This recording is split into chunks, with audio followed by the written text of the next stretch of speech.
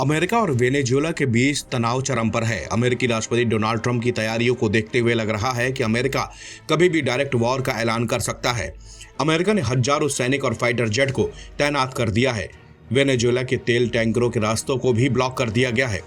Trump ने अपने social media platform truth पर इसकी घोषणा भी की है। उन्होंने वेनेजुएला के राष्ट्रपति निकोलस मादुरो पर आरोप लगाया है कि उनकी सरकार पर चोरी के तेल संपत्ति का इस्तेमाल अपराध, आतंकवाद और मानव तस्करी को बढ़ावा देने में हो रहा है।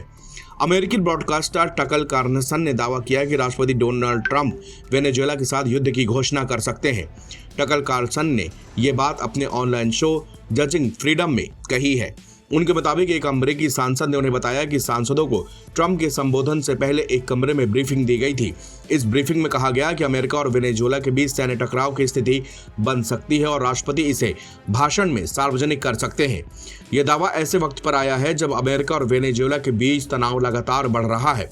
अमेरिकी राष्ट्रपति डोनाल्ड ट्रंप ने कहा कि वेनेजुएला ने हमारे तेल और ऊर्जा अधिकारों को वापस जिन्हें अवैध रूप से छीन लिया है वो लौटाना होगा। ट्रंप ने कहा कि वेनेजुएला ने 1976 में अमेरिकी तेल कंपनियों को जबरन भगाया था और उनकी संपत्ति जब्त कर ली थी। वेनेजुएला और अमेरिका के भयंकर तनाव के बीच रूस ने भी मादुरो की रक्षा करने की कसम खाई है।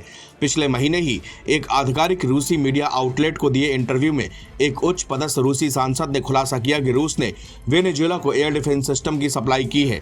उन्होंने यह भी दावा किया कि रूस भविष्य में वेनेजुएला को बैलिस्टिक और क्रूज मिसाइलें भी दे सकता है। ट्रंप ने ट्रुथ सोशल पर लिखा कि वेनेजुएला पूरी तरह से दक्षिण अमेरिका के इतिहास में अब तक के सबसे बड़े नौसैनिक बेड़े से घिर चुका है। इसके साथ ही चेतावनी दी है कि काराकास अमेरिका का तेल, जमीन और दूसरी संपत्ति वापस नहीं करता तब तक ये घेराबंदी और बढ़ेगी। उन्होंने यह भी लिखा कि यह और भी बड़ा होगा और उन्हें ऐसा झटका लगेगा जैसे उन्होंने पहले कभी नहीं देखा होगा, जब तक कि वो अमेरिका से चुराए गए सभी तेल, जमीन और दूसरी संपत्ति वापस नहीं कर देते। अमेरिकी राष्ट्रपति ने यह भी कहा कि मादुरो सरकार को विदेशी आतंकवादी संगठन घोषित किया गया है। इसमें ड्रग तस्करी, अपहरण, मानव तस्करी और हिंसा के आरोप लगाए गए हैं।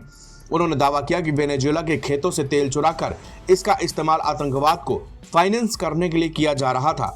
उन्होंने यह भी कहा कि अमेरिका अभी सिस्टमैटिक चोरी और आपराधिक गतिविधियों को बर्दाश्त नहीं करेगा। ट्रंप का दावा है कि वेनेजुएला ने अमेरिकी संपत्तियों के तेल के अधिकार अवैध रूप से छीने थे। दरअसल 1976 में वेनेजुएला की सरकार ने राष्ट्रपति कार्लोस आंद्रे पेरेस के वक्त पूरे तेल उद्योग का राष्ट्रीयकरण कर दिया।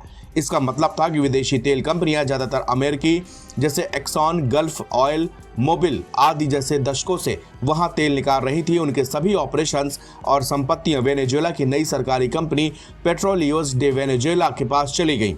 ये राष्ट्रीयकरण कानूनी तरीके से हुआ और कंपनियों को मुआवजा भी दिया गया। हालांकि कुछ कंपनियां इससे खुश नहीं थी।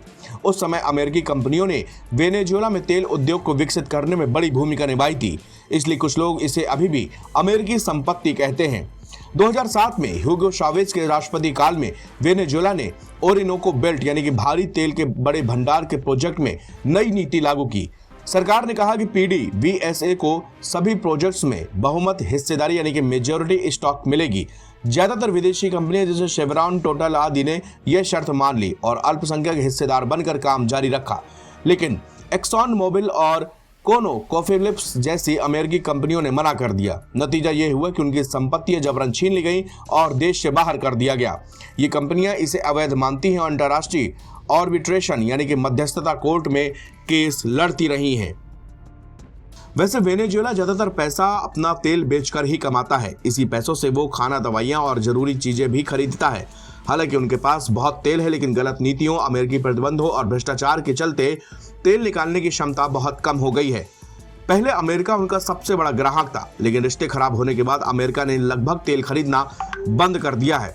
अब वेनेजुएला का करीब 80% तेल चीन खरीदता है। थोड़ा बहुत तेल अमेरिका और क्यूबा भी लेते हैं। अमेरिकी अधिकारियों का कहना है कि आने वाले दिनों में वेनेजुएला के खिलाफ ऑपरेशन शुरू हो सकता है। नवभारत टाइम्स की रिपोर्ट।